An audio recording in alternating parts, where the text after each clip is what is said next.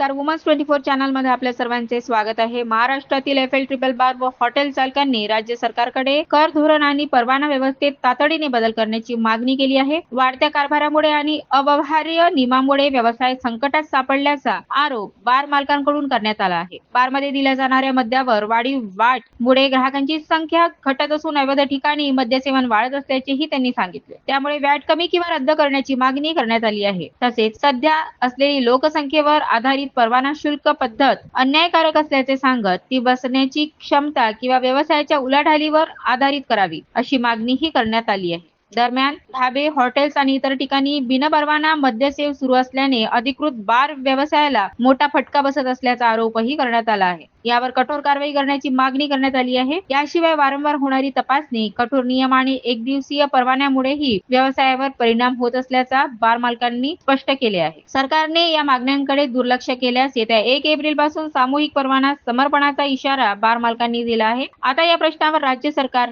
काय निर्णय घेते हे पाहणे महत्त्वाचे ठरणार आहे। अमरावती जिल्हा हॉटेल बार असोसिएशनचे पदाधिकारी, परमिट असोसिएशनचे अध्यक्ष मी, सेक्रेटरी, उपाध्यक्ष आमचे सूर्यकांत जयस्वाल आणि आमचे आणखी पदाधिकारी सुनील कुराड, आम्ही आता सर्व कलेक्टर साहेबांना भेटून आलो आणि अशा निर्णयापर्यंत आलेलो आहोत। आम्ही तुम्हाला पत्रक दिलेले आहे। आम्ही या 31 तारखेला अमरावतीतले 500 बार जवळपास आम्ही रिन्युअल करणार नाही आणि आमचे लायसन्स रिन्यू करणार नाही, कारण आमची शहराची फी झाली आहे 7,60,000 रुपये आणि ग्रामीणची सुद्धा फी वाढवलेली आहे।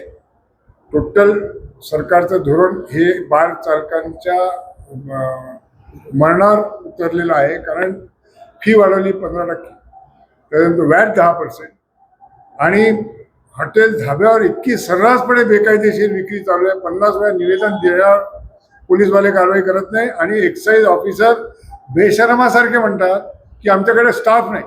मी त्यांना म्हटलं, साहेब मी पण पोलीस अधिकारी होतो, उद्या एखादा जर मर्डर झाला आणि पोलिसांनी म्हटलं की आमच्याकडे आता ते डिटेक्ट करायसाठी आमच्याकडे तर स्टाफ नाही, याला काय अर्थ राहणार आहे का? म्हणजे तुमच्या समोर धडाडलेली वाईन शॉपमधून दारू घेतात, अंडा गाडीवर बसतात, त्या दुकानाच्या खाली त्याला सोडा, पाणी, ग्लास पुरवण्यात येतो, मग आमच्याकडे कोण जाणार? 5,000 रुपये एक्साईजवाले, 5,000 रुपये पोलीसवाले, 10,000 रुपये त्याचं काम भागतं त्या ढाब्यावरचं, आमच्यापेक्षा चौपट धंदे करतो। आम्हाला महिना 60,000 रुपये फक्त फी आहे आणि त्याचं 5 आणि 5 10,000 काम होतं ना। त्याला टीपी रजिस्टर रोजचं लिहावं लागत, ना त्याला वॅट भरावं लागेल, ना इन्कम टॅक्सला हिशोब द्यावा लागत, ना काही नाही। तर अशा वेळेला आम्ही कसे धंदे करायचे? म्हणून माझा बार तर मी 2 बंद करणारच आहे। आमच्या व्यवसायावर अमरावती जिल्ह्यामध्ये आमच्या व्यवसायावर जर प्रत्येकी हॉटेलमध्ये 15 डायरेक्ट आणि 15 म्हणजे अन्न पुरवणारे, किराणा देणारे, सप्लायर, मटन वगैरे असे आणखी 15 लोक, 30 लोक आमच्या व्यवसायावर अवलंबून आहे। 15,000 लोकांचं पोट आमचा हा व्यवसाय अमरावती शहरामध्ये, जिल्ह्यामध्ये करतोय। अशा धंद्याकडे तुम्ही जर बघणार नाही, दरवर्षी फी वाढवणार आणि धंदे संपले। जवळपास मागच्या वर्षी आमचे 24 बार बंद झाले, यावर्षी त्याच्यापेक्षा जास्त होणार आणि आता तर आम्ही ठरवलेलं आहे, निवेदन दिलं, सर्वांच्या सह्या झालेल्या आहेत आणि आम्ही we are not going to renew, आम्ही कुठल्याही नूतनीकरण करणार नाही। आणि कलेक्टरने आम्हाला आता आश्वासन दिलेलं आहे की आम्ही आता पोलीसची आणि एक्साईजवाल्यांची आम्ही बैठक लावतो।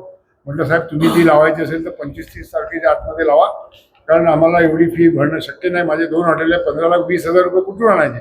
मागच्या वर्षीचेच 15 लाख वसूल नाही झाले, त्यात या 5-6 महिन्यात या इलिगल याच्यामुळे मला एक 40 लाख रुपयाचा घाटा आला। तो घाटा कुठून करणार? पुन्हा 15 लाख साथ दिला, पुन्हा पुढचं पिक्चर चांगलं थोडी आहे। म्हणून मी ते हॉटेल बंद करायचा हे केला। माझ्या हॉटेलवर अवलंबून असणारे 35-40 लोक त्यामुळे बेकार झाले, त्याला पूर्णतः सरकार जबाबदार आहे आणि पूर्ण महाराष्ट्रामध्ये 20,000 बार आहेत आणि त्या 20,000 बारावर कमीत कमी 15 लाख लोक अवलंबून आहेत। ते सर्व बेकार होतील। जास्तीत तग धरला तर यावर्षी तग धरतील, व पुढच्या वर्षी हा व्यवसाय मात्र पूर्ण बंद होणार आहे। म्हणून माझी आपल्या माध्यमातून सरकारला विनंती आहे की तुम्ही आमची बैठक चालवा।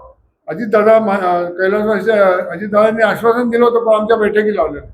जिल्हाधिकारी आश्वासन देतो, पण आमच्यासाठी आता म्हणतात CM साहेब की आम्ही एक कमिटी स्थापन केली आहे वॅटच्या संदर्भात। अरे पण ती तुम्हाला रिपोर्ट कधी देणार?